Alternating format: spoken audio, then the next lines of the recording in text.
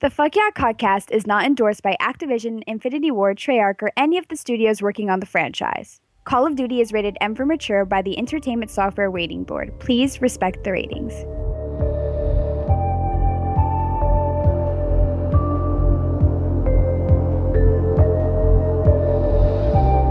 Hello all, and welcome to the FYCoDcast. It is the February edition. My name is Tyson, and I am a hopeless romantic. My Valentine's Day wasn't so great. I had to work. It was nothing worth mentioning, I guess. Well, at least I had a Valentine.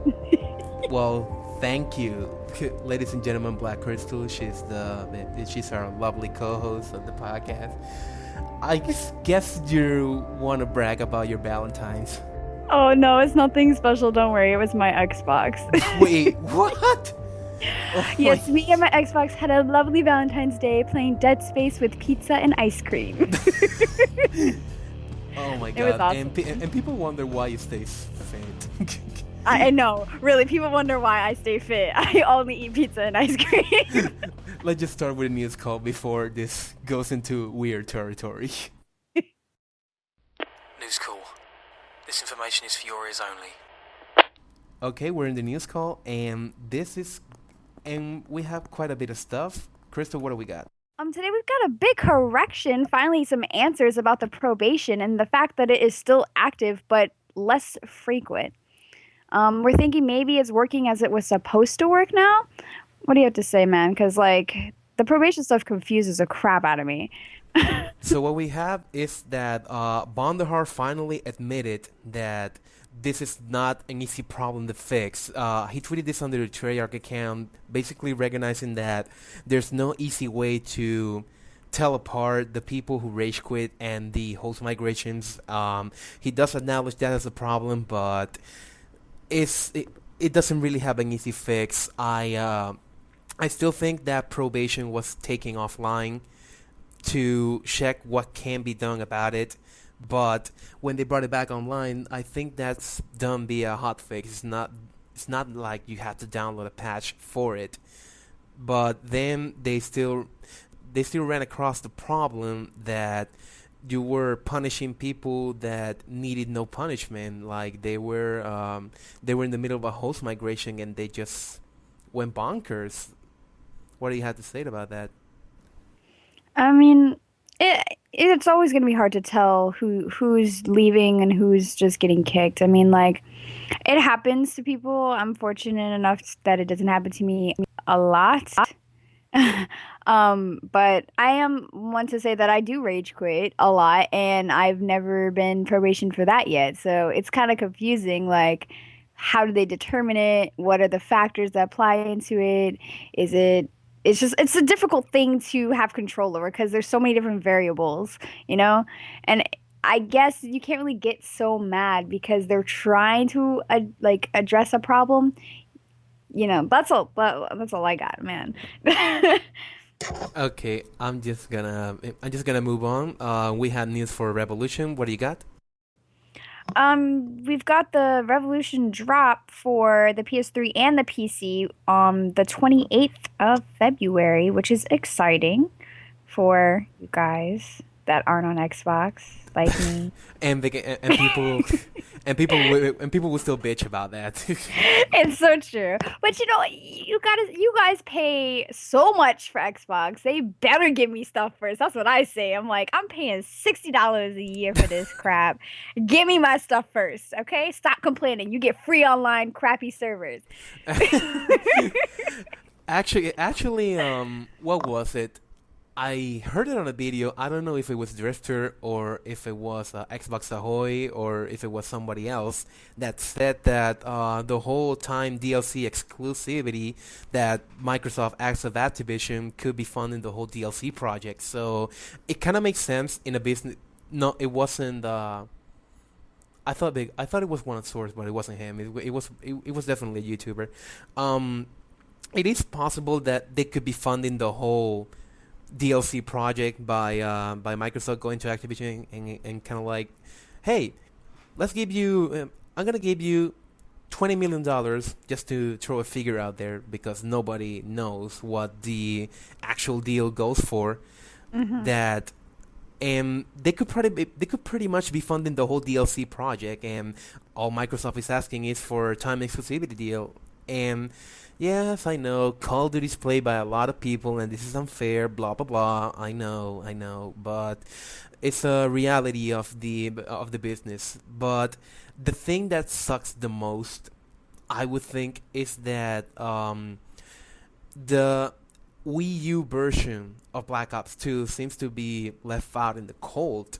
It's not getting DLC. I mean, I have you played a Wii U? Like the downloading alone on that console, downloading a DLC would destroy it. Like literally it would take a millennia. Like I can't even update the thing. It takes longer than a PlayStation 3 and that takes me like 7 hours. Okay? So I I was doubt about it's to gonna make get any that joke.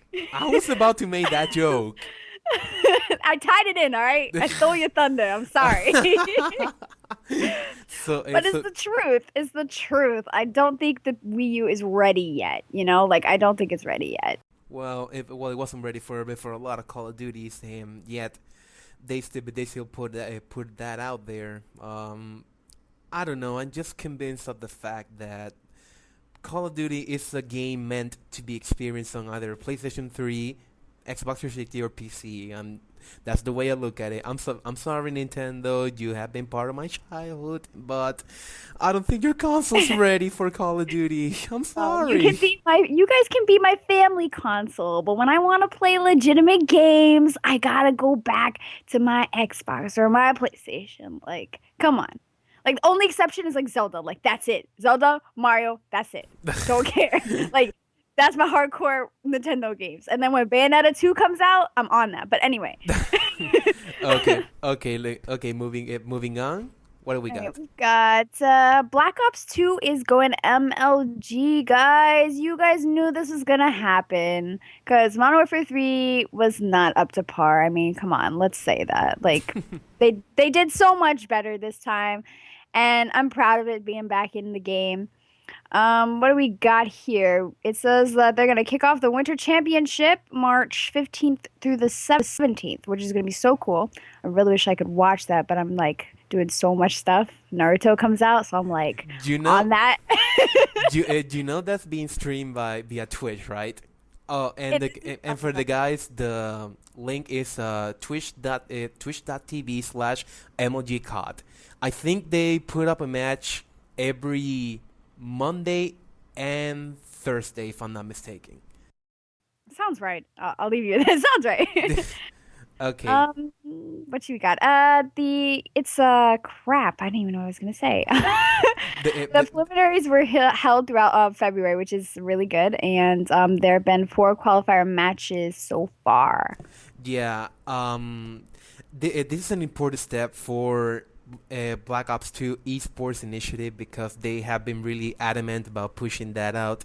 And a company like Major League Gaming recognizing that effort is actually pretty cool, and handing these tools over to the game commentators, the podcasting, the live streaming, these kind of tools. This is where they really shine. This is where they really shine. About the particular sports teams that are participating in the tournament, I can't name specific names because I don't really follow esports. Um, but I believe reading that the 22 February 22 was going to be the last qualifying match. If people that did if the people that won on the previous qualifier matches, this is gonna be the last one. I think they're gonna go into the winter championship, which starts on March 15, and then they're gonna compete for $50,000. Whoa! What, Wait a minute. anywho, we got more stuff. Yes, we've got Twitch TV support that has been added to the Black Ops 2, so you can live stream it directly from the game. Now, when I first saw this, I was kind of like, what? like, I was taken aback for a second. I was like, can I do this? I was like, is it because I had happened to get a capture card like the day I saw it. So I plugged it in. I thought my capture card was doing something crazy with my Xbox, and I realized it was just Black Ops. So then I was kind of sad. But It's a technical miracle. It's nothing short of a technical miracle. How and no, I'm being serious here. It's a technical miracle how a 7-year-old console running on an engine that has how many years now? Because the engine that runs all these Call of Duties, it has been a modifying of the original Call of Duty 2 engine, which in turn was the Quake 3 engine. So it's nothing short of a technical miracle. It's kind of like they have what do you call them? Fairies inside the game or something to make this stuff work. Looking back, yes, okay, go ahead. I was just laughing. I'm sorry. Let's see. Looking back, this was the way it was supposed to be. I didn't understood the decision that Activision announced Google via YouTube that they're gonna be the original streaming partner, and I'm here thinking they haven't even considered Twitch. This is like the community where you go to watch live streaming. You will actually do this to YouTube. It didn't make sense to me at the beginning, but I believe Activision has redeemed themselves by including Twitch.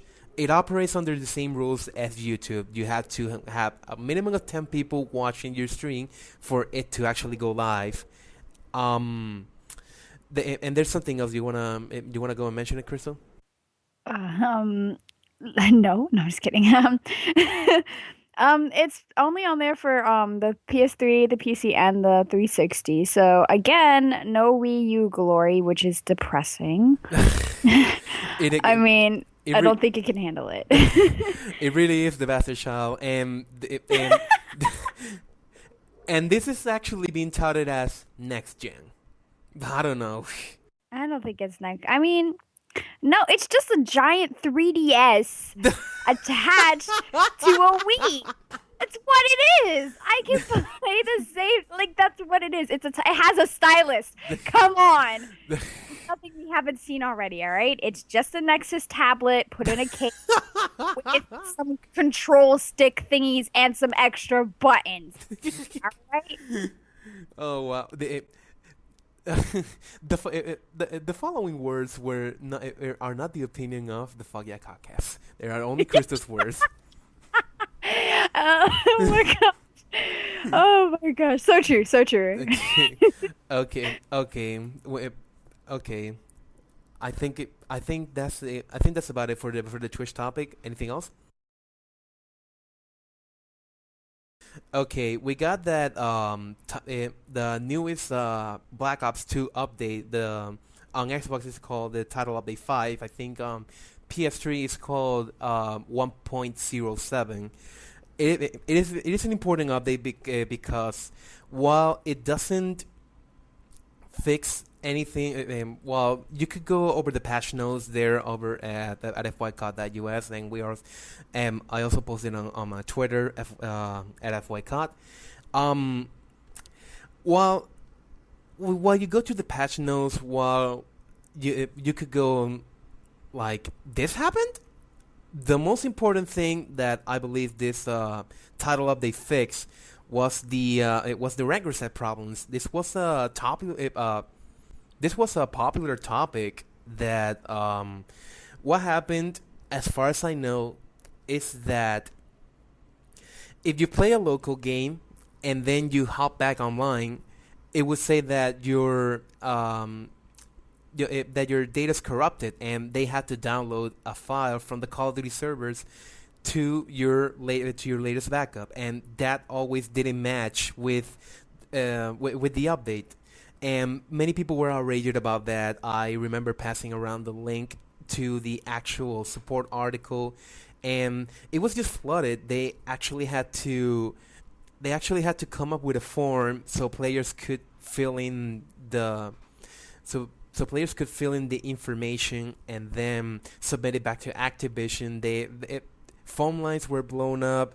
The system fell down. This was really a widespread problem, and with this title update, they addressed the problem. They knew what caused it. They fixed the problem. Hopefully, if there's still any problems, you can contact Activision support at support.activision.com. You can fill out the form or you can call them. Just click on the Contact Us tab.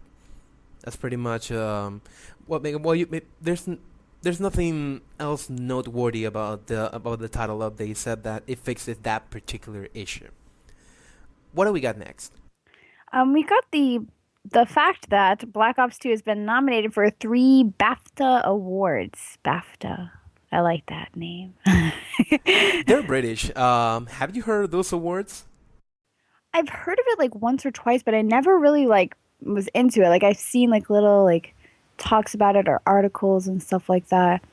They're pretty good though. I mean, If I haven't read it through One of Swords, I wouldn't have noticed about this. Not that I'm disrespecting the fine British people that may be listening to this podcast. I have a few British friends myself, but the BAFTA Awards doesn't seem as, at least here on the States, doesn't seem as widespread as the other, what have you, game award shows. I don't know if I would be accurate in calling this the equivalent of the Spike BGAs over in London. I don't even know if it's on that level, man. I don't even know. I hope they're not. I hope they're not. Well, Black Ops has been nominated for Best Action, Best Game Innovation, and Online Multiplayer. Online multiplayer, a Call of Duty game will always get that nomination. They will always get that nomination. Yeah, they'll always get the nomination. Now, will they win? I don't know. For the people that may want to watch it, it's going live on March the 5th, and you can read more at BAFTA.org. That's BAFTA.org. We got a few more topics before we wrap up the news call. Crystal, take it away. Right, so we've got the Elite app update, which adds competitions and push notifications, which is really cool. There's no word on an Android version, which really sucks. Virgin version. Because I'm already mad as I was saying. All right, I'm gonna stop and just start over. I think I'm gonna leave that part in. Oh my gosh. Okay, do you want it's fine. You can leave it. It's fine. Okay, do it over. It's okay. So there's no word on an Android version, which is really, really, really, really annoying because I have an Android and I'm an Android girl. So it's kind of upsetting that nothing is for the Android that has to do with gaming.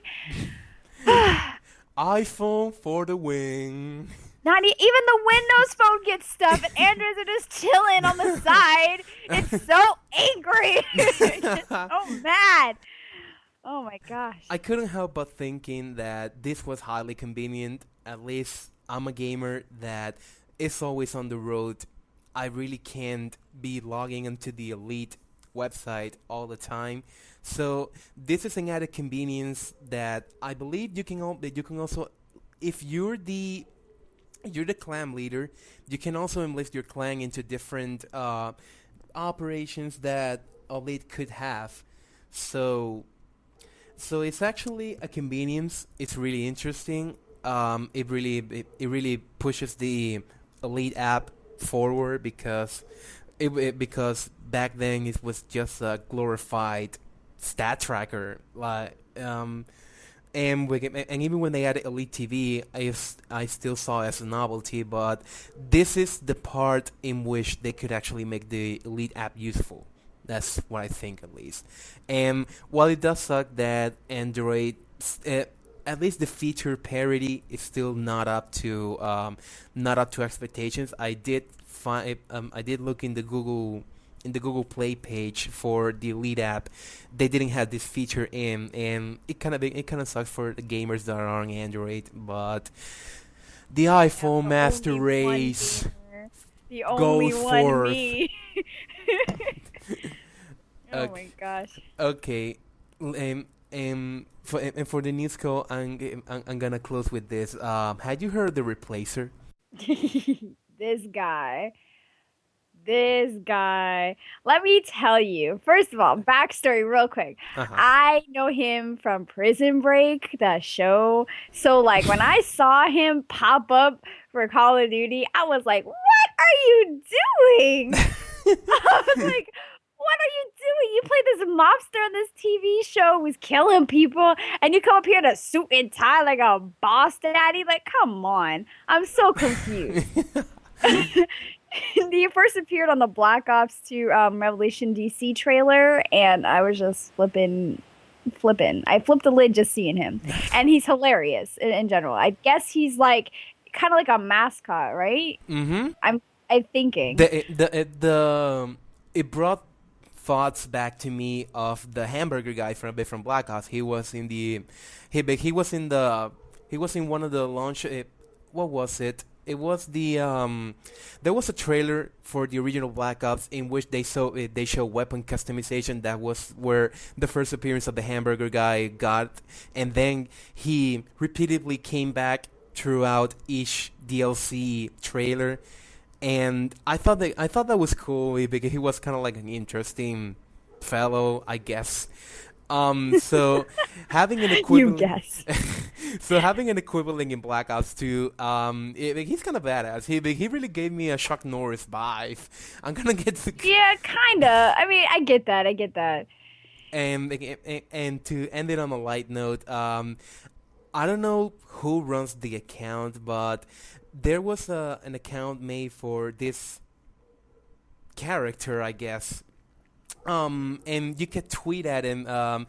I believe he can be found at the underscore replacer. I'll link it in the show notes if the one I have if the one I said is not the one. You could basically tweet at him and say, "Hey, I got Robot! X thing to do. Can you replace The me?" And Megatron is he will back! reply with, No! yes, man," or "Yes, sir.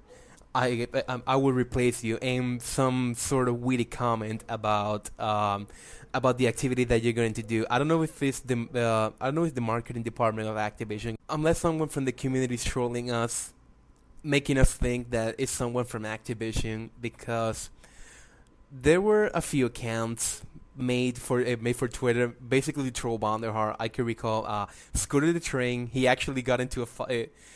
I wouldn't call it fight, but tease with Bonderhar because Bonderhar said, I'm not gonna let you guys name the train Express Scooter." And then someone made the account to troll Bonderhar, and there have been a few accounts I can recall from memory now. Frank the Foregrip, Gordy the Gondola, the Flood from Hydro has a Twitter account as well. Um, It's this too is much. I can't insane. handle it. It's insane. People have too much time on their hands. I mean, come on.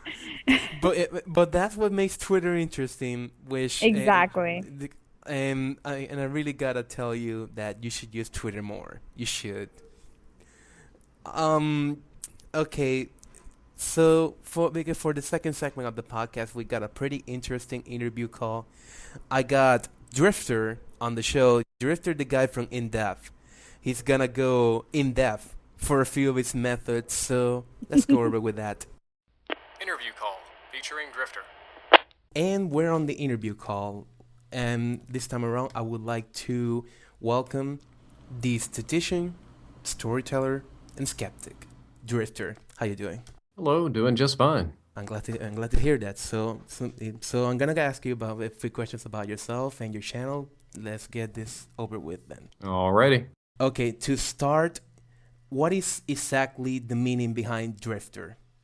It has no meaning. I know that sounds crazy. I used to have a different alias, but when I was playing online sometime in I believe it was the very end of like 1999, I saw a fellow with the name Drifter, Drifter, and of course some symbols and letters. And I kind of liked it, but by the time I got Xbox Live, that was taken. So I went back to my old alias, and those were the days when you would have a gamer tag, but then each game would let you change your name individually. They got rid of that. So eventually I changed my gamer tag, and then Drifter was taken.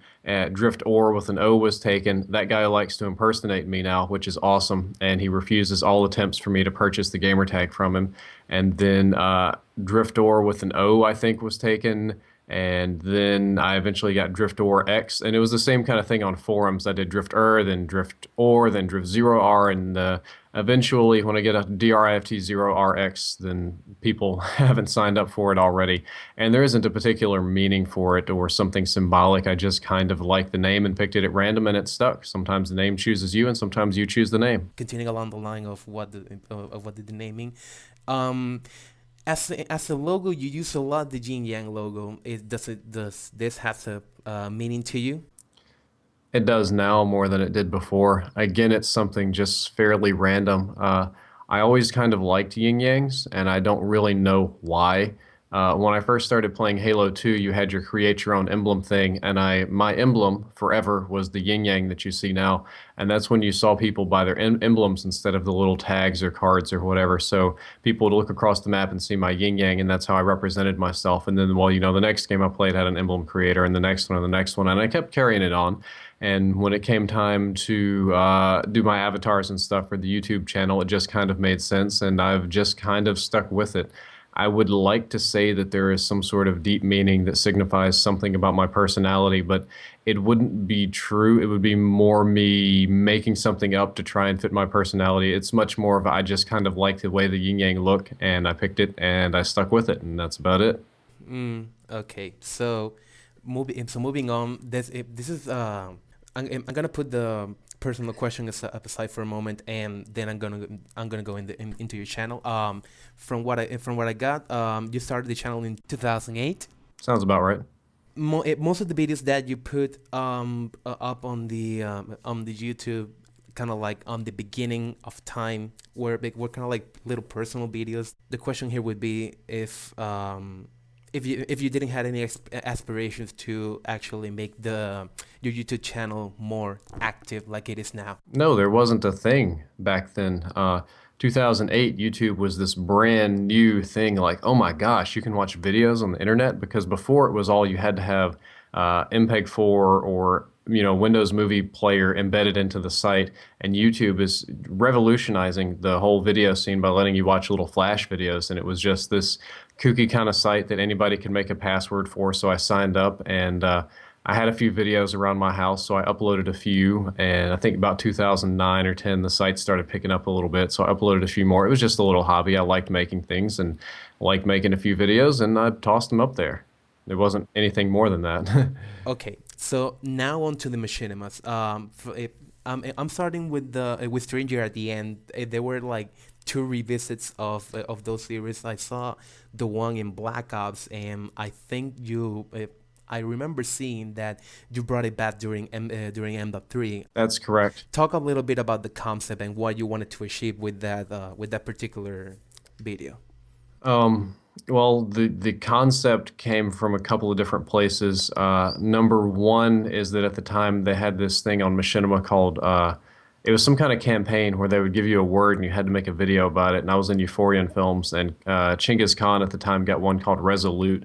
And I was thinking about that. You even see it in the script where he says, like, be resolute, blah, blah, blah. And I took a nap and I had a dream about most of Stranger at the End. About 80% of it I saw in a dream. And I wrote it down and kind of filled in the blanks. And then I changed it around a little bit to make it, to obscure more, to make it more complicated, make it a little more confusing, and change the points of view. The original idea was that two people would meet in an isolated location and have a conversation with each other. And at different points, there would be cutaways, like little freeze frames or rapid color changes, to where you would be also listening to what they were saying in their heads. And that's how the whole story would unfold. And it was supposed to be like a double, or, well, I can't really spoil it for those that haven't watched, but it's it's a complicated story. Unfortunately, it got a little bit more confusing than it may have been worth. But I wanted to do it in Halo, but then the gravity of it didn't match with the Halo head bobbing. You couldn't do it in Call of Duty. I tried doing it in Gmod, but I'm really terrible at Gmod and Source. And eventually, it just kind of I have the audio, and everything else has kind of gone the way of the dinosaur. Now that you mentioned Euphorian Films, I have a few questions about that. You already kind of answered that you're not the owner of Euphorian Films. It's kind of like a filmmaking group. Was true Euphorian Films that you got your machinima partnership? Yes, I joined under Chinggis Khan had a partnership, or he got one very shortly after I joined Euphorian Films, and I was not very good back then, but Chinggis kind of liked what I was working on, so he took me in. I was like the only other director. Euphorian Films was originally just him, and then it expanded to include a few more people, and then we picked up more, and we were all uploading videos under his contract under Machinima, and Machinima had a thing at the, well, I can't talk about that, but we were doing that, and eventually he recommended me for my own contract, and they gave me one, and I just kind of went from there. So Euphorian Films now, are they still active? Is it on a No, hiatus? Euphorian Films doesn't exist. On occasion, if I produced if it were realistic video or something, because all of the previous ones have been under Euphorian Films, I still put the name on it, but Euphorian Films is it's gone. Okay. And you mostly did horror and comedy. Were these the only two genres that you made for Euphorian Films? Um, I think I tried action a little bit, and I tried mixing other little, like every now and then, like a little bit of romance or something like that into the other videos, but mostly just that. Mostly short, simple, funny, or as scary as you can get in a video game. One of the recurring series. Maybe I'm correct in saying that this is the series that made you popular. We're talking about the in-depth series. What I have here is that in the beginning, or let's just talk about the genesis of in-depth. Like what made you do this series? Well, that's back when Call of Duty was much more new. It was toward the end of Call of Duty 4 or World at War I started getting into the stats. And I wanted to know how much damage FMJ increased on my guns because I really didn't think it did extra damage. And I looked it up and oh, it doesn't do extra damage. It just shoots through walls. And people had a lot of things like silencer makes you shoot slower, or ACOG sight does more damage, or a lot of little things. Just nobody knew anything about Call of Duty games, and they were just making stuff up. And what happened is I got into an argument with a person that was being very pig-headed, and we went to the Call of Duty wiki, and I was like, "Bam, you're wrong. I know what I'm talking about." Then eventually, I got into doing some little gameplay videos on Machinima Respawn. The director of the thing, Shore Wars, asked me to make a series, and I sat there and I thought about it. I was going to do this little series called Devil in the Details, where I showed people neat little spots on the map and some of the cute things the developers put in. And then somebody recommended maybe I'll do gun stats. So I tried that, and it worked, and people liked it, and I kind of stuck with it. Interestingly enough, a lot of people say that Xbox Ahoy, or that I copied Xbox Ahoy, because he started first. And the funny thing is we started like 1 or 2 weeks apart from each other. Like his first gun review went up, I think, like 2 weeks before mine, although mine had been done for a couple of weeks and sitting at Machinima, though he got way more popular than me, like really fast. So a lot of people said I copied him, and at the time I didn't have a YouTube, like I had the YouTube channel, but Machinima did not allow me to upload any videos to it. So Xbox Ahoy was putting videos on his channel and getting popular, and all of my work was just funneling into Respawn. Unfortunately, that was a management issue, we'll say. Also, he did a better job than me. Okay, moving on. The format of the in-depth series in the beginning was kind of like categories of guns pile into each other. It's not like the in-depth of now where you go through each weapon individually. So kind of like this gun has X stats, this gun has X stats, this does this damage. It's better used this way. So I want to ask more about the change of pace that it got, because in the beginning it was kind of like all the assault rifles. It had one depth episode. Well, it was a couple of different things. Number one, I realized that doing 5 guns in one video and talking about 3 stats for each gun was not particularly in depth. And the audience demanded to know more things about the weapons. They just wanted to know more, and I tried to include more and more, and then the episodes got longer and longer. And I was like, well, I just really need to do 2. and then maybe I just need to do one. And also, it was in a way I looked over at Xbox Ahoy, and he because eventually what I would do is I would make like 8 episodes and be out of guns and out of stuff to talk about. And then I looked at Xbox Ahoy, and I think JV 2017 there were some other people doing that. I was like, they do an episode on one gun, and I'm running too long on these episodes and running out of episodes. I should do that. That just makes more sense, and I did that. Okay. And we're moving back into this series. If it were realistic, actually, when I watched the title, I came in expecting something else. But when I watched through those, I kind of like, oh, this is a comedy machine. Yeah. uh, so again, the genesis of if it were realistic, what made you kind of like how it was born. Oh, we were just sitting in a game talking about how silly it was that, you can get stuck in the knife with a heart, or stuck in the heart with a knife, or shot with a 50 caliber rifle and you don't die. And we just made a short little video. Machinima, they had at the time, I didn't talk about this too much earlier, a bonus program. If you uploaded so many videos per month, you got paid so much money, just a flat rate. And the goal was to make more series. Me and Euphorian Films and most of the other directors were just abusing it and uploading random shorts to get the bonus money. We had maybe a day to meet the deadline, and I got online super quick and did the if it were realistic, and throwing knives in like an hour and a half, and tossed it together, and CK redid the voice a little bit and put it up there. Huge success. It's like, okay. And the next time I planned it a little bit more. We did it in like 2 days because we were still behind. Threw it up there. Huge success. Machinima was like, we want you to develop a series. And I let all that go to my head. I invited way too many people to work and collaborate, and I had no idea what a series was or how to do anything with it. And I was just throwing random stuff out there. So some of them were huge hits and some of them were colossal failures. Unfortunately, there were so many colossal failures. Machinima got pretty disappointed with the series, and they gave it a second go in season 2, which was again massively hit or miss. The views were pretty good. Audience reception is some people like it. Some people think it's the worst series ever made.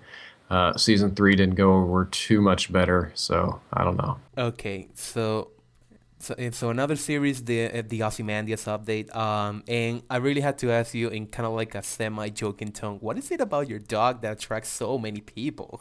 Well, I think the dog is cute. The breed is like, it's bred to be cute. It's bred to be adorable. It's a Japanese breed. They've bred them for years and years and years to look like that. It's also an internet meme. They had the Shiba Inu puppy cam, and I don't know. It's just a cute little dog, and a lot of people. It looks really weird. It looks like a little fox. It doesn't always look like a dog, especially even when I see my wife walking the dog from far away. It's like, is she walking a squirrel? Is she walking a fox? What is that? And when he was a puppy, I actually had some really big redneck guy pull up to me in his huge truck. He's like, "Son, are you walking a squirrel?" I was like, "No, this is a dog." And I showed him. He's like, "Well, that's the weirdest dog I ever seen. I thought you was walking around with a squirrel on a leash." I was like, "Nah, just my dog." He's like, "Well, good day then," and just kind of drove off doing his thing. Next one, the ever so popular versus videos. I'm not gonna reference or I'll just rather reference the latest one being the Pawn Star one where you lost the bet, basically. Well, that's Pawn Star series, so I only did that one, and he wanted an interesting challenge, an interesting gameplay, and a high stakes bet for his first episode, and I agreed to do it with him because Pawn Star helps me out a lot, so I decided I'd help him. And he beat me. He legitimately beat me at the game, and I try to be a man of my word. If I say I'm going to do something, I'm going to do it, and I lost my bet, and I paid up. The phone pro computer. What happened to let me just make a disclaimer here. There's a question here in which may sound a bit pedantic, so to speak, but trust me, it's not my intention. Okay. So let's start with this one. What happened to your old computer? I got a computer from CyberPower PC. I got the cheapest, like, corner cutting deal I could a while back so that I could render videos better because I was doing it on a very dumpy laptop. It was great for a while, and I had it set up on a stand a little bit above my desk so that it wouldn't sit on the carpet and overheat. I was recording commentary. My capture card was hooked up, my headset were hooked up. My dog decided to just run around. He caught his neck on my headset and jerked it really hard and screwed up the port so that I think I had to get a new headset or had to use a different port. Knocked the computer off of the top of the desk while it was running, smashed it on the ground. The case bounced off and yanked some wires out. The front case, it was all the ports on the front. And also because it was hooked up to the capture card, I think it popped the capture card out of the PCIe slot forcibly. And after that, after the dog was done being yelled at, and I put it all back together, it never ever worked right the same ever again. I had motherboard issues. I had the capture card never worked right. I had to get a new one. The ports were screwed up, and it had somehow that damaged the hard drive even so that it would just kind of crash randomly.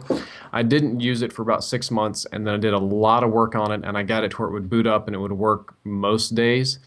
And usually I could use it for like 2 or 3 hours before it would crash. And I kept fooling with it and trying to fix it and trying to fix it. And I'd kept it going for so long, actually, that I got a new laptop. Lo and behold, the big computer breaks. It won't even turn on. Like no power, no nothing. Just like you hit the button, it makes a bunch of random noise and shuts itself down. And I take it to computer companies to get it looked at in town, and they would quote me something like $200 just to look at it, and the machine's not even worth that much. And I know the people are ghetto and they don't even fix it right. The laptop dies about 2 days later. It had a hard drive failure. It was a Dell.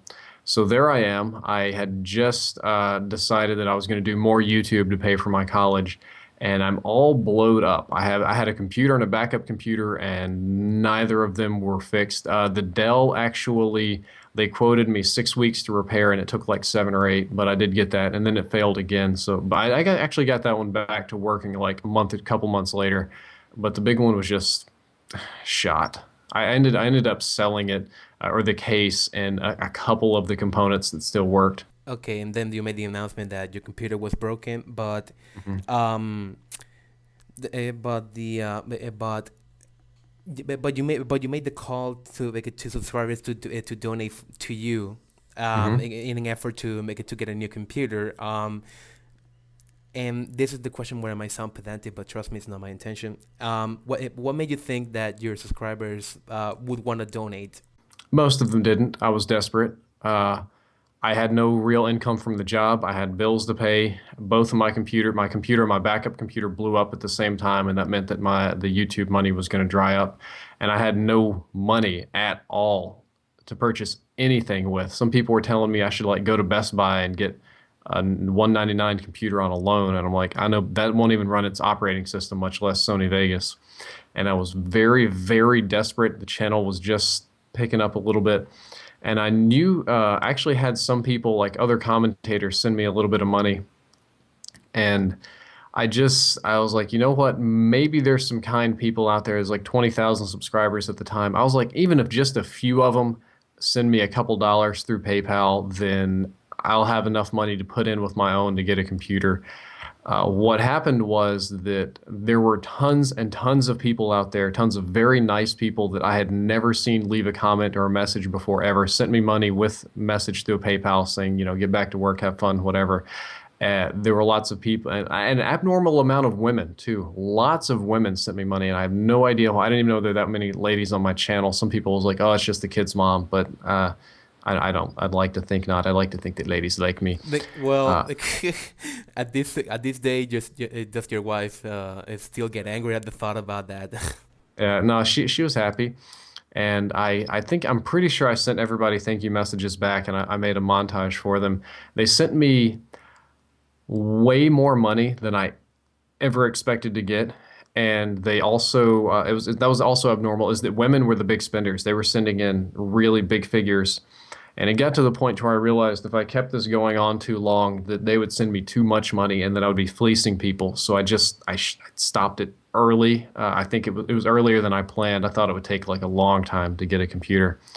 And I put in with my own money, and I got what at the time was a very good computer. I didn't really build it for gaming. I built it for editing. It's the computer that I'm still using right now, and minus one dog-related injury to the computer, which is frustrating. It works very well. It's actually just this past couple of weeks started to slow down because I'm putting so much on it and working it so hard. Moving on to the to New versus Pro. It's kind of like the series that recently got a reboot. Where does the idea of it's kind of like where does the idea come from that that having basically Ozymandias insult you over It gameplay? came from the wave because the gameplay I had, Bayesian Canadian, was camping. So I just put the dog in there to talk trash to him, and people thought it was funny. I was working with a voice actor at the time, and he was thinking about making videos. And I had a lot of people request that I do a dual com with your dog, lol.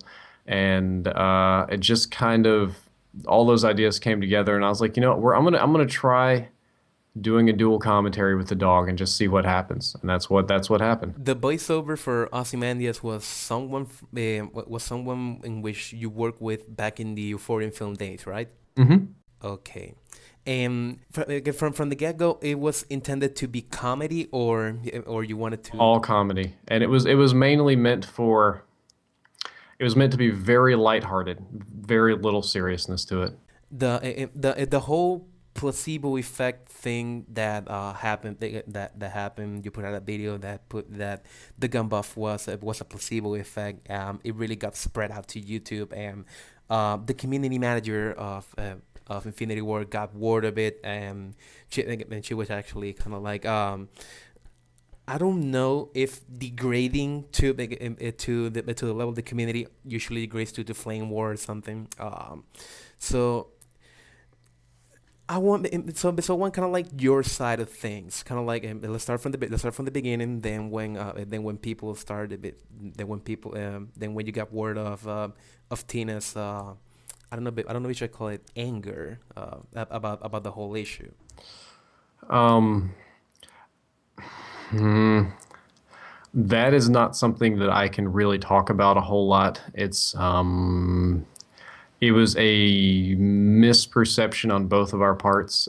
She just asked the engineers there, was like, "Did you do the update?" All the people at the Treyarch, not Treyarch, my bad, Infinity War were like, "Yeah, we just rolled it out. What's this guy talking about?" And on their systems, it was working fine.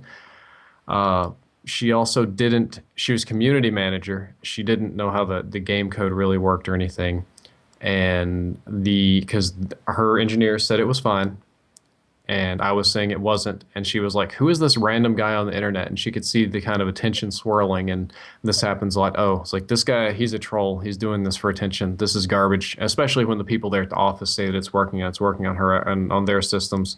And I don't think she had a clue who I was. And I don't mean that and say like I should be known because I'm so awesome. But um, it just she didn't know.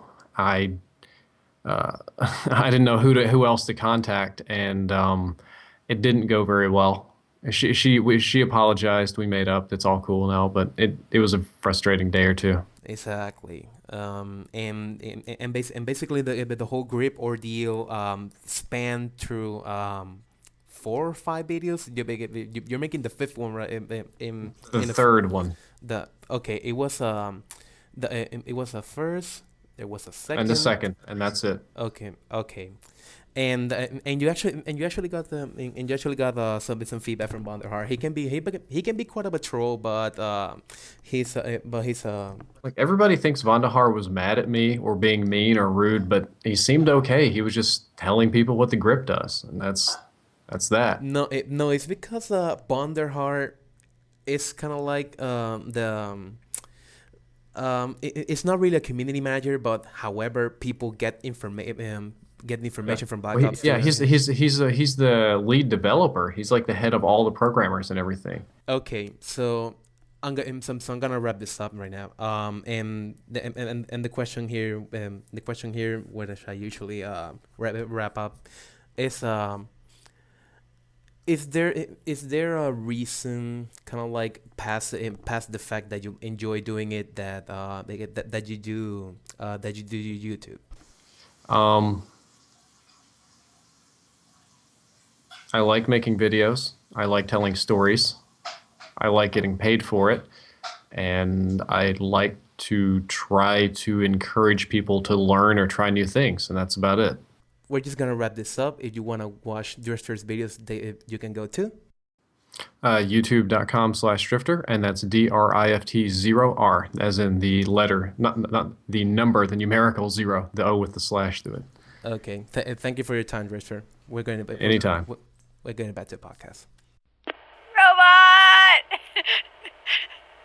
Megatron is back! Thank you, Drifter. That guy was kind of interesting because there's not much to, and he doesn't hesitate to tell so that it was simple. It was simple. Like for example, the whole like the whole Drifter doesn't really mean anything, and he actually went through and kind of like, and on the interview I actually laughed, and I had to cut some of it because when he said it means nothing, kind of like I'm seeing hey what, but thanks to Drifter for accepting to come on the podcast. We're gonna wrap this up here. We'll be seeing you back in March, and this has been Tyson and Crystal of the FYCoDcast. We'll see you guys in March. See you later. Bye!